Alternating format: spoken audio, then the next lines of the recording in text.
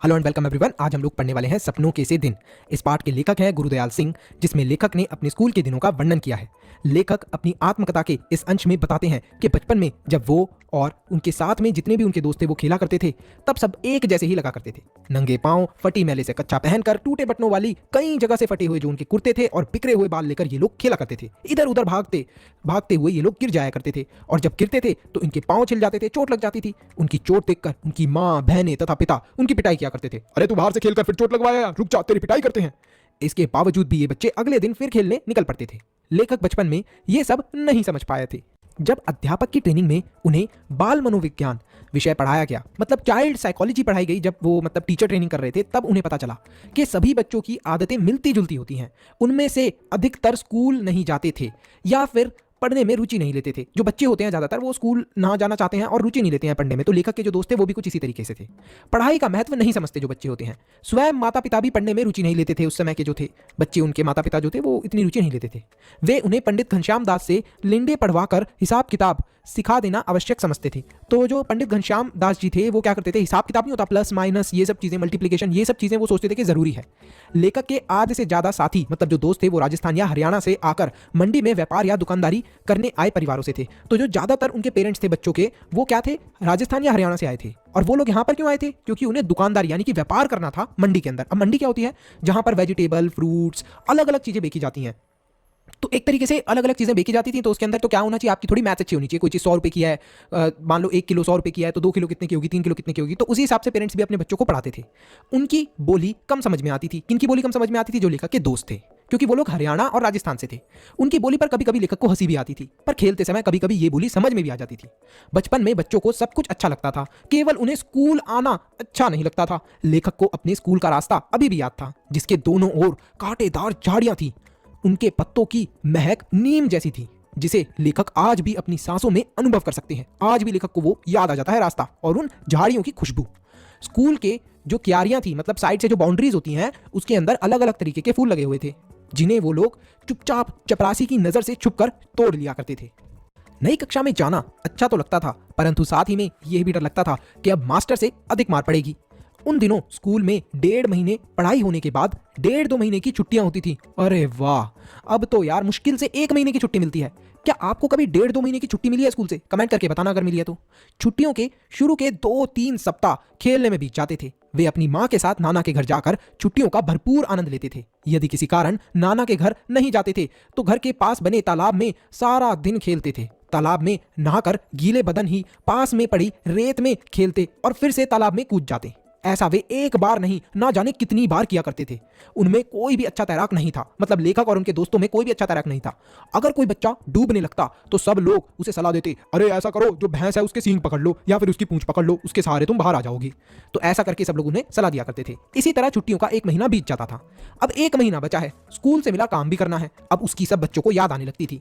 अब बच्चे हिसाब लगाते थे कि अगर हमें 200 सवाल दिए हैं अध्यापक ने, जो हिसाब के अध्यापक हैं उन्होंने 200 सवाल दिए हैं करने को, तो अगर हम लोग मन ही मन में वो हिसाब लगाते थे कि अगर हम लोग 10 सवाल भी प्रतिदिन करेंगे तो हमारा जो होमवर्क है वो 20 दिन के अंदर समाप्त हो जाएगा। इसलिए 10 दिन और खेल सकते हैं।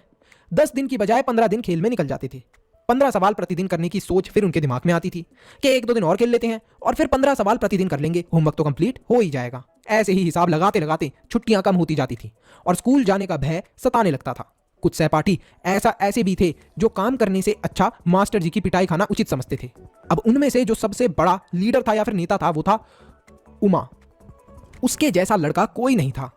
उसका सर हांडी, यानी कि एक जो मटका देखा होगा, इस टाइप की हांडी होती है, इतना बड़ा था। उसका सर ऐसा लगता था मानो कि कोई बिल्ली का बच्चा हो और उसके माथे पर तरबूज लगा दिया हो, इतना बड़ा सर था उसका। वो हाथ पांव से नहीं बल्कि अपने सर से लड़ाई किया करता था। सर से लड़ाई करता था मतलब अगर किसी से लड़ाई होती थी तो वो अपने हाथ पैर से नहीं मारता था, उसे अपने सर से मारता था। वो अपना सर दूसरे के पेट में या छाती में मार दिया करता था। सहपाठियों ने उसके सर की जो टक्कर थी उसका नाम रखा था रेल बम्बा।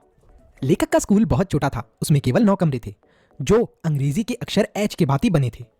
पहला कमरा हेडमास्टर श्री मदन मोहन शर्मा जी का था। वे स्कूल की प्रेयर के समय बाहर आते थे। पीटी अध्यापक प्रतिम चंद लड़कों की कतारों का ध्यान रखते थे, मतलब जो लाइन होती थी बच्चों की उनका ध्यान रखते थे। वे बहुत ही कठोर थे और छात्रों की खाल खींच कर रखते थे, मतलब बहुत स्ट्रिक्ट थे जो पीटी सर थे। परंतु हेड मास्टर बिल्कुल अपोजिट नेचर के थे पीटी सर से, मतलब कि वो बहुत अच्छे थे। वो 5वीं से 8वीं कक्षा के बच्चों को अंग्रेजी पढ़ाया करते थे। वो कभी भी किसी छात्र को मारते नहीं थे, केवल गुस्से में कभी कभी गाल पर हल्का सा ऐसे चाटा मार दिया करते थे। ऐसा लगता था जैसे वो चाटा नहीं, बस प्यार से ऐसे कर देते थे गुस्से में। कुछ छात्रों को छोड़कर बाकी सब रोते हुए ही स्कूल जाया करते थे, मतलब स्कूल आने में सब रोते थे। कभी कभी स्कूल अच्छा भी लगता था जब पीटी टीचर रंगों की झंडियां पकड़ाकर स्काउटिंग का अभ्यास करवाते थे। यदि सब बच्चे अच्छे से काम करा करते थे तो सबको शाबाशी भी दिया करते थे। सर बोलते थे शाबाश बच्चों, वेरी गुड, और इस तरीके से बच्चों का हौसला भी बढ़ता था। लेखक के परिवार की आर्थिक स्थिति अच्छी नहीं थी, मतलब फाइनेंशियल कंडीशन घर की अच्छी नहीं थी, ज्यादा पैसा वैसा नहीं था लेखक के पास। इसलिए हेड मास्टर शर्मा एक अमीर परिवार के लड़के की किताबें लेखक को दे दिया करते थे। अपने स्कूल के हेडमास्टर के कारण ही लेखक ने अपनी शुरू की पढ़ाई पूरी करी थी। लेखक अपने परिवार का जो पहला लड़का था जिसने पढ़ाई करी थी और जो स्कूल जाने लगा था। लेखक को कोई नई कक्षा में जाने का, कभी भी किसी भी नई कक्षा में जाने की कोई भी खुशी नहीं होती थी, अनुभव होता ही नहीं था खुशी का। उसे किताबों और कॉपियों से अजीब सी गंध आती थी, अजीब सी स्मेल आती थी, जिससे उसका मन बहुत ज़्यादा उदास हो जाया करता था। बहुत सैड हो जाते थे लेखक, क्योंकि उन्हें कॉपीज और बुक से कुछ अजीब सी ही स्मेल आती थी। इसका कारण उन्हें आज भी समझ में नहीं आता कि आखिर मुझे वो अजीब सी स्मेल क्यों आती थी और मुझे अच्छा क्यों नहीं लगता था पढ़ना, नई क्लास में जाना। इसके पीछे शायद मनोवैज्ञानिक कारण हो सकता है, साइकोलॉजिकल रीजन हो सकता है, जैसे आगे की पढ़ाई कठिन होने के कारण या नए मास्टर से मार का जो भय था उसकी वजह से शायद उन्हें किताबों की जो गंध थी वो अच्छी नहीं लगती थी। यह भय जो मन के अंदर गहरा होने लगा और इसकी जड़ें जमा होने लगी, इसलिए लेखक को नई कक्षा में जाने का कोई उत्साह नहीं होता था। ये दूसरे विश्व युद्ध का समय था। नभा रियासत के राजा को अंग्रेजों ने सन 1923 में गिरफ्तार कर लिया था। तमिलनाडु के कार्डेकनाल में जंग शुरू होने से पहले उनका देहांत हो गया था। जो उनका बेटा था वो विलायत में पढ़ रहा था। उन दिनों अंग्रेजी फौज में भर्ती के लिए नाटक वगैरह करवाते थे जो अंग्रेजी फौज वाले होते थे वो लोग। अब ऐसा क्यों करते थे, वो गांव में नाटक वगैरह कराते थे जिससे कि लोग अट्रैक्ट हों, बच्चे अट्रैक्ट हों और वो फौज को ज्वाइन करें। वो ये दिखाते थे कि फौज का जो जीवन है बहुत सुखमय होता है। तो इसी तरीके से जब लेखक स्काउटिंग की वर्दी पहनते थे तो उन्हें भी बहुत अच्छा लगता था और उन्हें बहुत गर्व महसूस होता था। लेखक ने मास्टर प्रीतम चंद को कभी मुस्कुराते हुए नहीं देखा था। उनकी वेशभूषा बहुत ही भयभीत करने वाली थी, मतलब उनको देखकर सब डर जाया करते थे। उनसे सभी डरते थे और नफरत भी करते थे। वे बहुत कठोर सजा दिया करते थे। वे चौथी श्रेणी में फारसी पढ़ाते थे। एक दिन उन्होंने सभी बच्चों को शब्द रूप याद करने को कहा। बोला शब्द रूप याद करके आना बच्चों। अगले दिन सब बच्चों से उन्होंने इन शब्द रूप को सुना, लेकिन कोई भी बच्चा अच्छी तरीके से पूरे के पूरे शब्द रूप याद नहीं कर पाया। मास्टर जी ने सभी को बोला कि ऐसा करो, टांगों के पीछे से बाहें निकालकर कान पकड़ो और पीठ ऊंची करने के लिए भी कहा उन्हें। तो एक बहुत ही डिफिकल्ट सी उन्होंने सजा दी। कमजोर बच्चे सहन नहीं कर सके, 3-4 मिनट में वो गिरने लगे। जब लेखक की बारी आई उसी समय हेडमास्टर शर्मा जी उधर से निकल रहे थे। उन्होंने पीटी सर को बच्चों से इतना बुरा व्यवहार करते हुए देखा कि अरे पीटी सर तो बहुत स्ट्रिक्ट पनिशमेंट दे रहे हैं, तो उनसे सहन नहीं हुआ।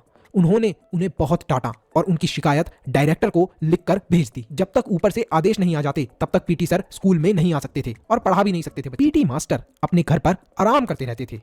उन्हें अपनी नौकरी की बिल्कुल भी चिंता नहीं थी। वे अपने पिंजरे में रखे 2 तोतों को दिन भर कई बार भीगे हुए बादाम खिलाते थे। हैं, तोतों को भीगे हुए बादाम खिलाते हैं?